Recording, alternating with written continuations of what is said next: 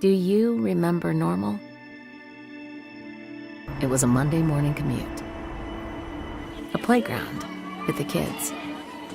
Normal was deciding between a booth or a table. But now, normal looks new. New ways to spend our time. New ways we interact with each other. New ways we experience God. Normal changed. Will you?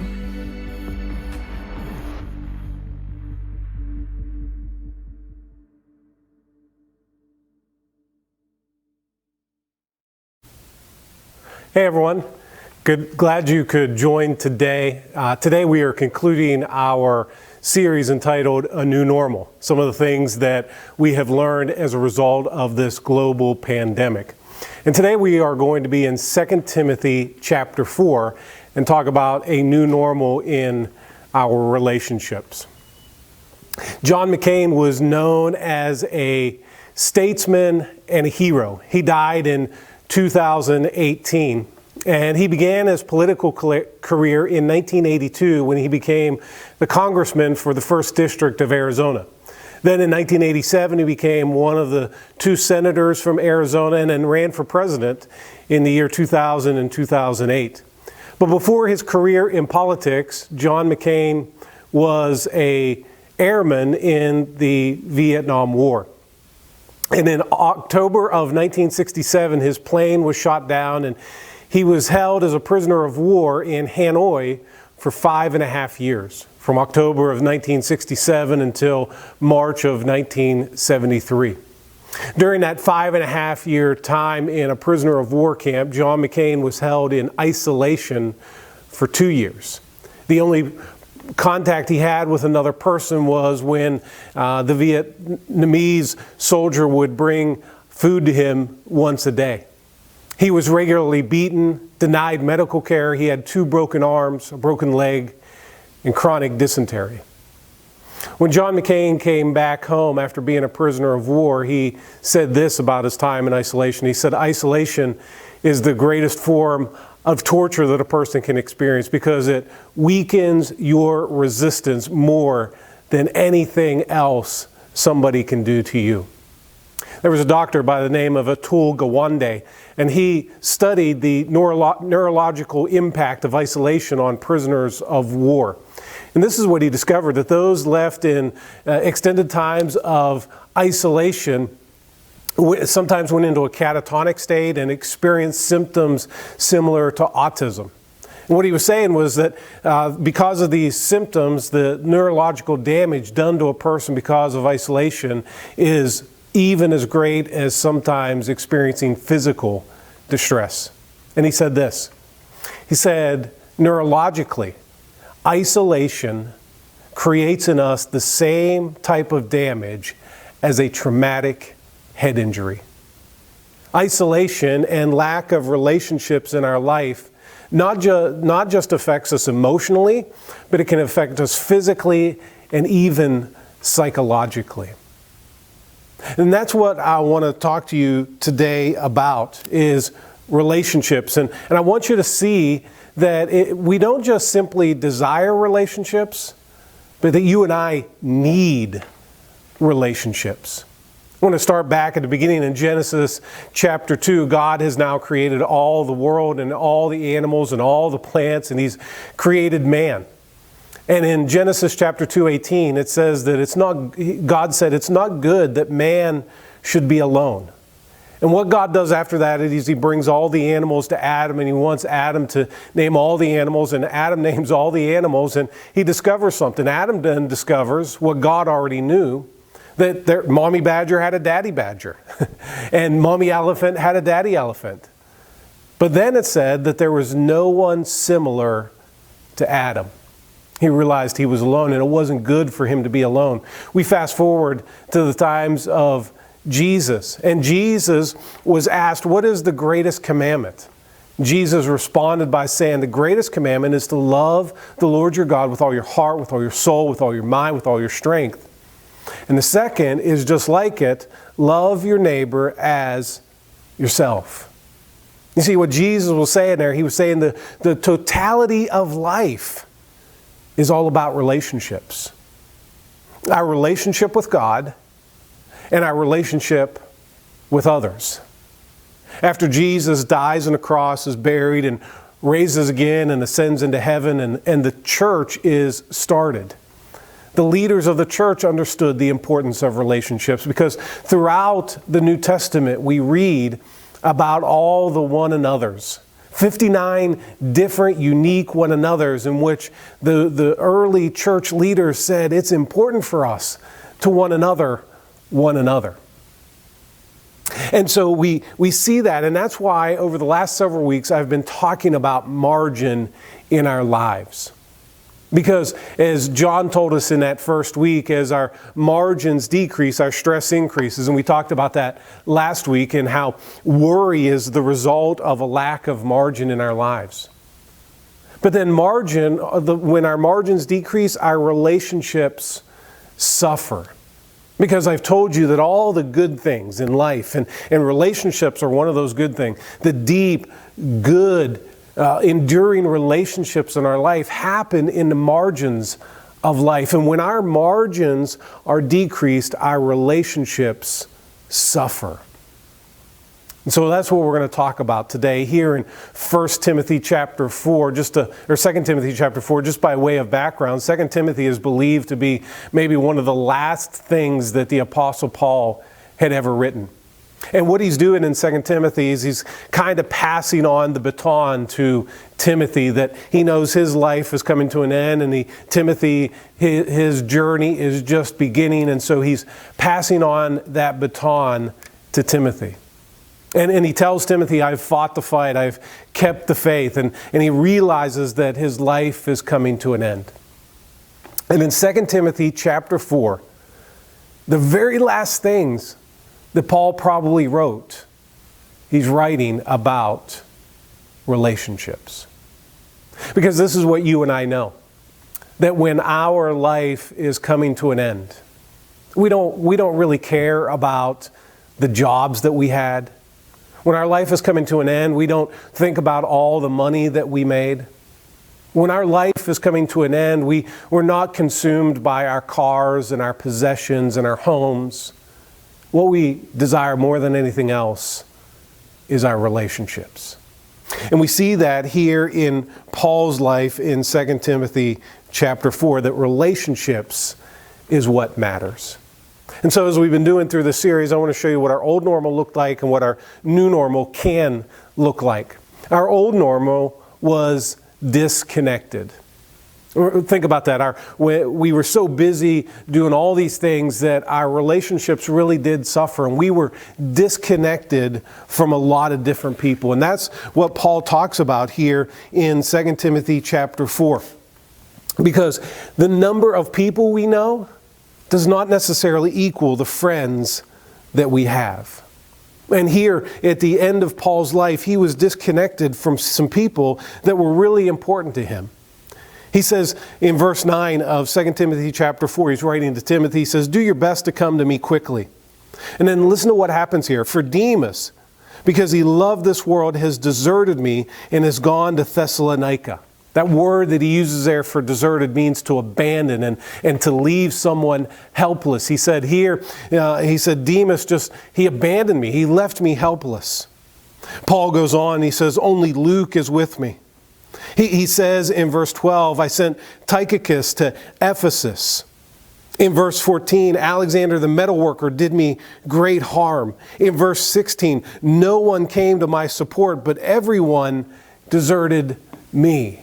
That word that he uses for support means to stand alongside of and to help strengthen. He says, when I needed people the most, they didn't stand next to me, but they deserted me. They abandoned me. They left me helpless. Over in chapter 1, verse 15 of this same letter, Paul wrote, you know that everyone in the province of Asia has deserted me, including Phygelus and Hermogenes. Everyone, he says, has abandoned me. The time that I needed them the most, they abandoned me. Now, you may, in your life, be disconnected from other people. Not because of anything that you have done, but because of what people have done to you. We've all probably experienced people who deserted us when we needed them the most. People who turned their back on us when we just wanted them to put a loving arm around us. People who may have said things behind our back. People who may have betrayed our friendships and left us deserted. And if you've experienced that in your life where you've been deserted by people and you feel isolated and disconnected as a result, listen, Jesus knows what you're going through. At the time in which he needed his disciples the most, they all turned and fled from him and left him alone. Paul knew what it was like to be deserted. You are really not alone. But what happens a lot of times is when we are abandoned and deserted and hurt by those around us, what we do is a lot of times we build up walls and we build up barriers and we'll say things like, I'm not going to let anybody in again. I'm not going to get close to anyone. I'm not going to build those types of relationships and friendships again because I don't want to be hurt again. And I can empathize with that, but I want to encourage you that if you are that person today, be like Paul, in which he began here. He said, do your best to come to me quickly. That you really do need relationships in your life. But there are a bunch of us that maybe we're not disconnected because of what happened to us, but a lot of us are disconnected because of what we do on a regular basis. And I think there's two big things that causes us to be disconnected from others. Number one, a big problem that we have in our culture today is technology. Technology. Think about the proliferation of cell phones and gadgets and the number of hours that people spend sitting watching television or binging Netflix shows. And technology in our life has caused us to be disconnected from other people.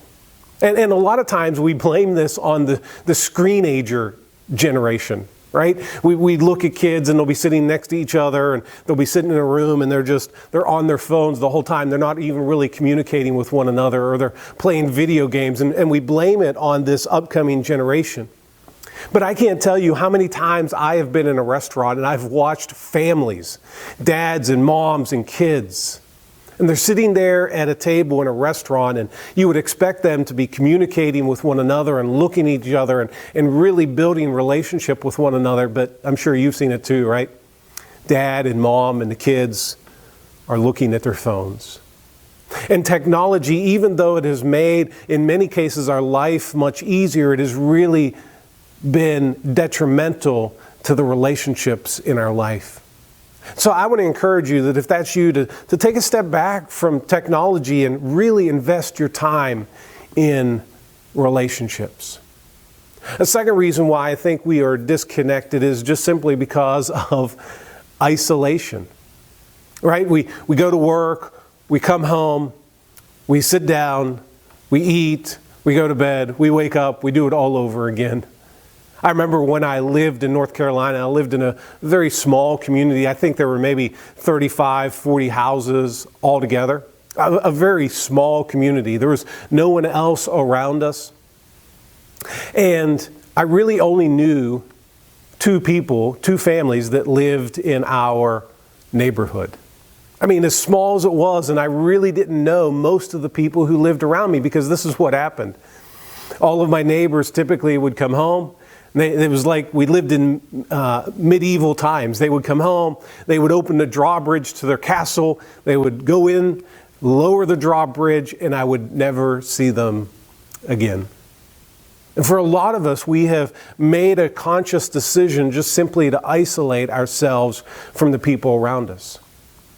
And for some of us, our margins have decreased so much. We're so busy with life and activities and work that we really, because our margins have decreased so much, that we don't have time for the good things in life, because that's where they live, is in the margins. So I want to encourage you to expand your margins, get off the technology, make a conscious decision not to isolate yourself any longer, but decide to build relationships with others. Because this is what the pandemic has taught us, right?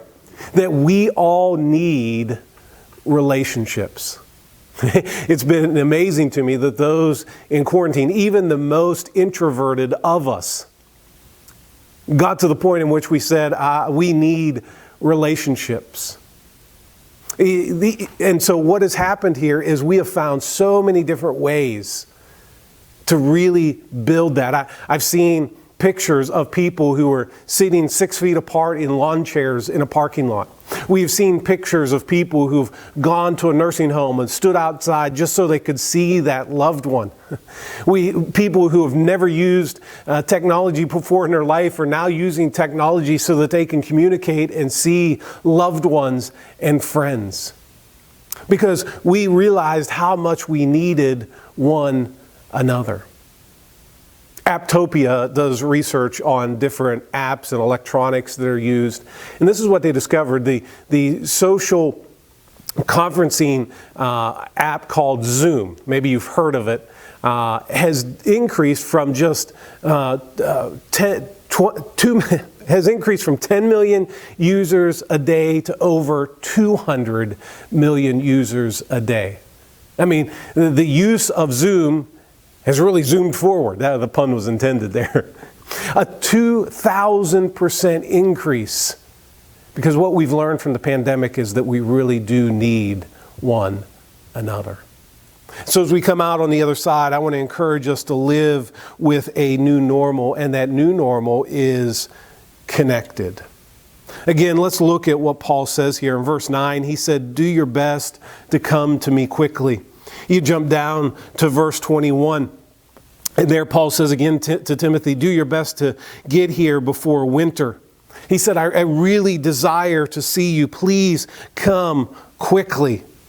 Even in verse 11, if you look there, he says, "Only Luke is with me. Get Mark and bring him with you because he is helpful to me in my ministry." And that may not jump out to you, but what happened was in Acts chapter 13, Paul and Barnabas were going on their missionary journey, and they took along with them Mark. And somewhere along the journey, Mark decided to leave the missionary journey and head back home. I don't know what the reason was, but in Paul's mind, it wasn't a very valid reason, because as you jump forward in Acts to Acts chapter 15, Paul and Barnabas are ready to go back to visit some of the churches that they had started, and Barnabas wants to take Mark, and Paul says, "No, I don't want to take Mark," because he found himself not to be trustworthy last time. And Paul and Barnabas disagree over the matter. And Paul then takes Silas, and Barnabas takes Mark, and they go in their opposite directions. But here at the end of Paul's life, he says, "You know what, Timothy?"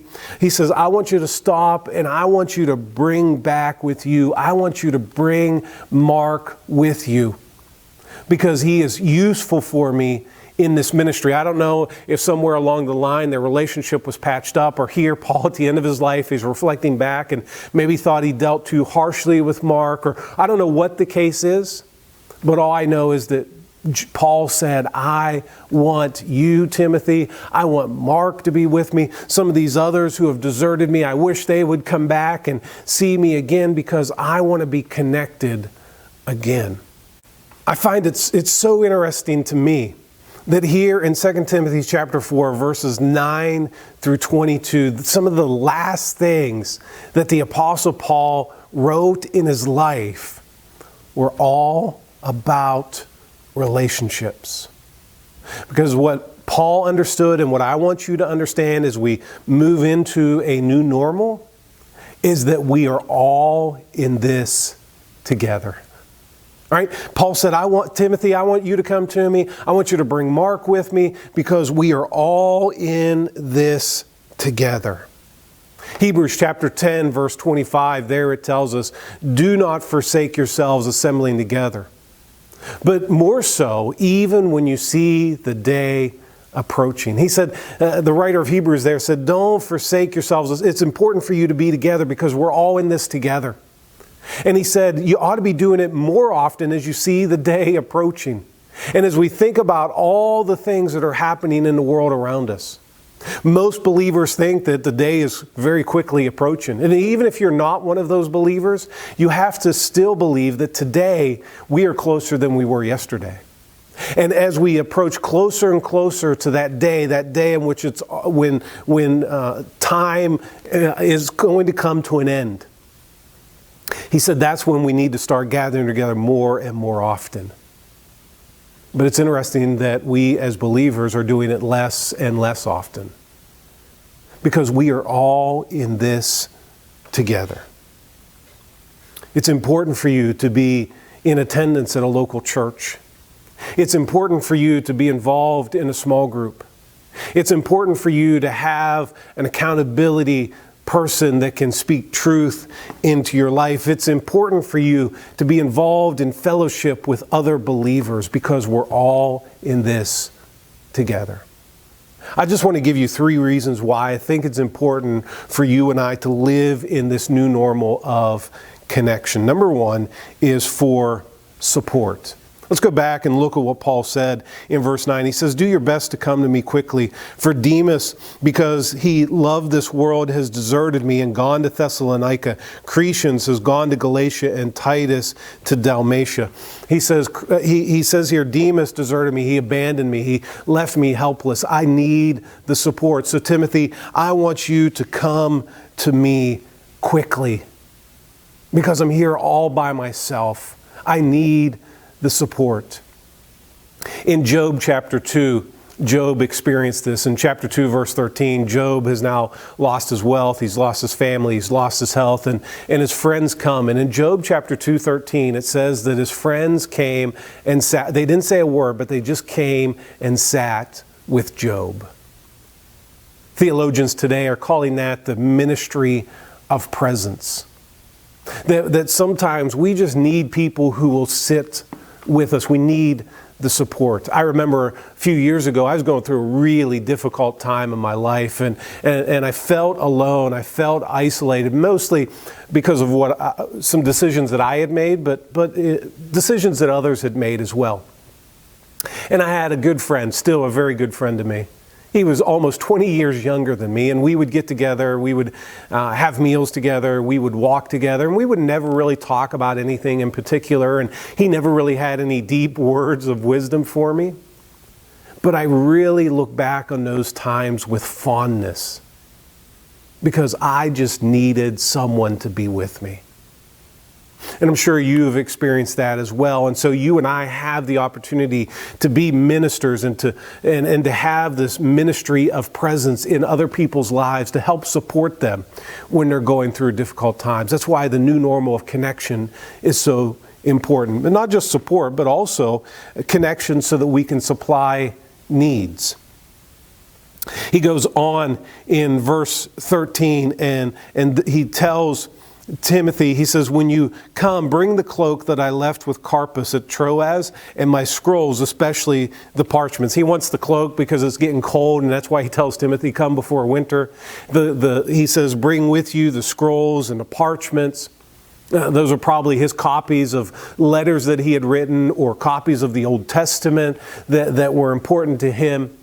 And he said, Timothy, I need you to come, and I need you to bring these things to support me emotionally, to support me physically, to support me spiritually. And you and I have great opportunities in our culture today to really connect with other people in order to really supply their needs today.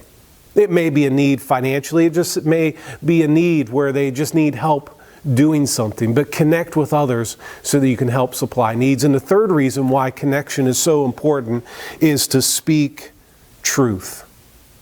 In verse 14, Paul wrote, he said, Alexander the metalworker did me a great deal of harm. The Lord will repay him for what he has done. And he says to Timothy, you too should be on your guard against him, because he strongly opposed our message.